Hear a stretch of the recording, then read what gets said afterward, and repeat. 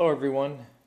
I've been pretty busy lately, so I haven't been making that many videos, and even my comments are falling behind a little bit, although I've been trying to get caught up on them.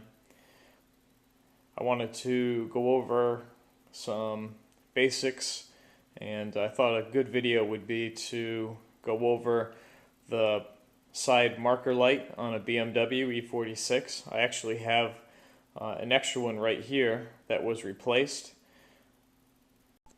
Just going to go over some of the components of this style. This is an older style, like on my 99 E46.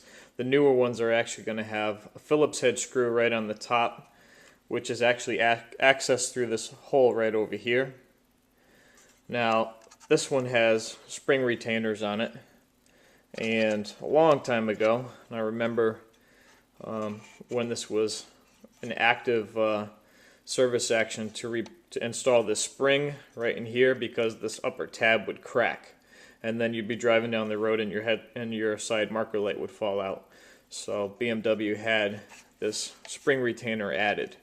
This is actually the point where you press, which releases this tab. This is the only thing that's holding that side marker light in place. Presses it down, and then you slide your marker light out. Now there's also a vent on these. There's a little rubber vent right here.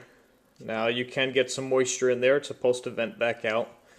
Just want to make sure that this vent doesn't end up facing upwards. I've seen that on a few cars, and of course you got a little nice spigot for water to get into. This should be facing downwards. It can come right off. You can see it's actually a hole right inside to the headlight assembly, and that's just to allow it to vent. Especially when this bulb heats up, any moisture in there has to come out, and it's going to vent right through that little rubber adapter right there. Now, there's some common things I've seen to cause a blinker to flash fast. And it could be working, but it'll still be flashing fast. Now, this is the socket housing. So to remove this, we're just going to twist it, and then it comes apart just like this.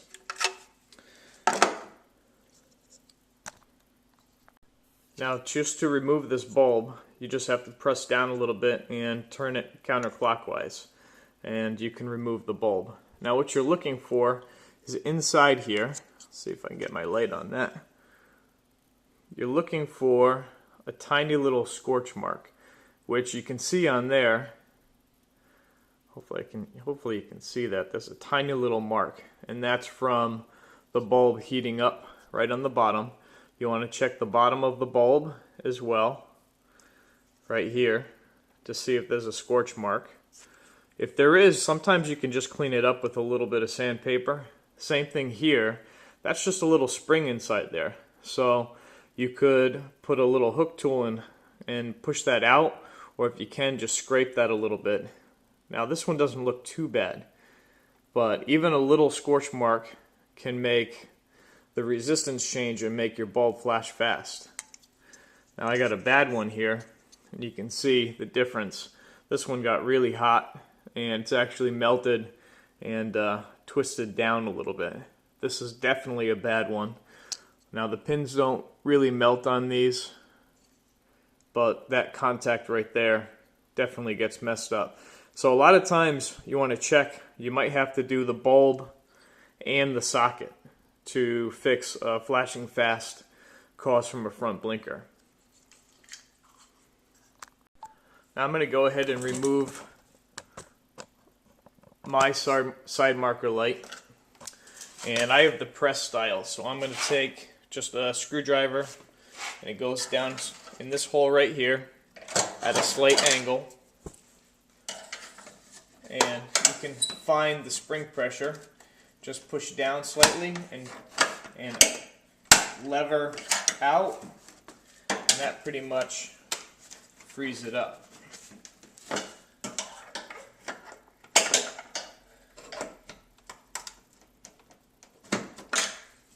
It did pop out, but it didn't come out all the way. There we go. And there's that spot that I was pushing on right there. Now if you have the newer style, you're going to have a Phillips screw right on top, which you can see through here. You unscrew the Phillips screw and then just pull the light out. There's a little press tab here. And pull that out. You got just 2 pins, which is just power and ground. And then you have your light assembly. Now just take note, this is the way the bulb has to sit. Obviously it installs that way, so they're close to the 2 locking clips when you slide it in. If you don't put the bulb in the same spot, and I think you can put it in a different spot, well maybe not, you won't be able to lock it in place. So just keep that in mind if you are able to get it in to a different slot. Let's take a look. Yeah, actually this bulb has that scorch mark on it. It's actually pretty decent right there. And this socket is failing. It's actually bending downwards. So that other one that I have is actually in much better shape. So I'm going to go ahead and put that fitter socket in. That's this one here. Just push my bulb in, twist it.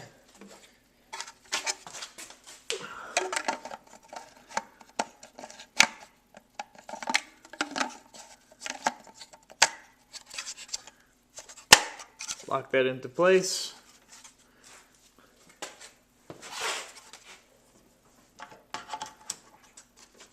Clip that in. And then, let's see if we get a shot of that.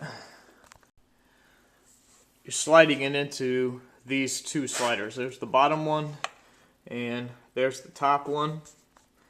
And basically you're trying to catch these 2 pieces. So line those up.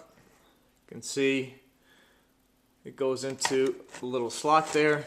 It should slide on, and make sure you don't have a gap here. If you have a gap or it doesn't seem like it's seated right, that means you missed one of the tabs when it slid in.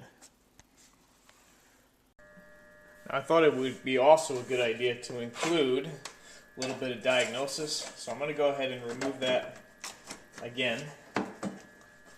My key's on. This one likes to get stuck. Yeah.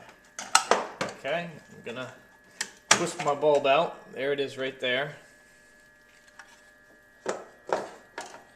Gonna unclip it.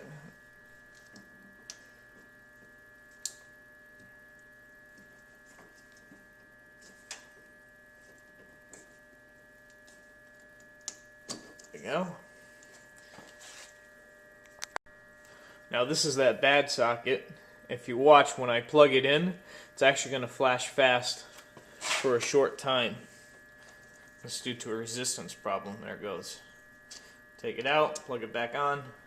Makes everything flash fast. And that's usually due to a resistance problem in the socket and the bulb. So one more thing I want to do is, using a test light, you can do a little bit of diagnostics. Now my back light, you can see, is actually flashing fast. That's because the resistance is wrong in the entire circuit, because my bulb is actually missing. So, like I said, I have a power and a ground. So, let's see, I think that's my ground, yeah. Actually, that's the blue wire. That's my ground. See if I can get this to light a test light. There we go. Just not a good connection here.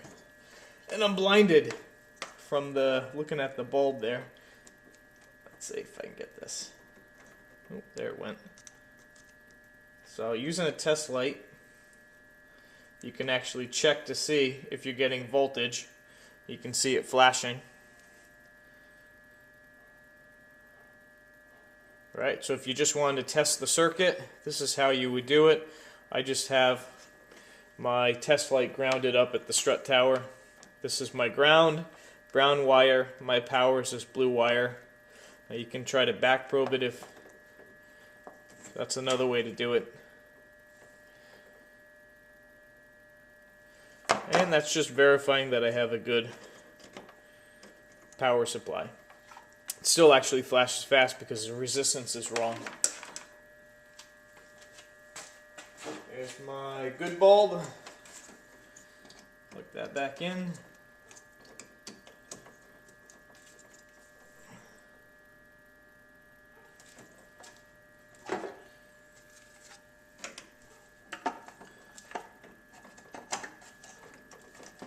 Lock that back on and slide it into place.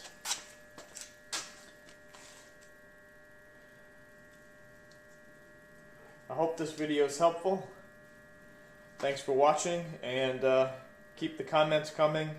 I'll definitely try to answer your questions when I have time to, and to reply to the comments.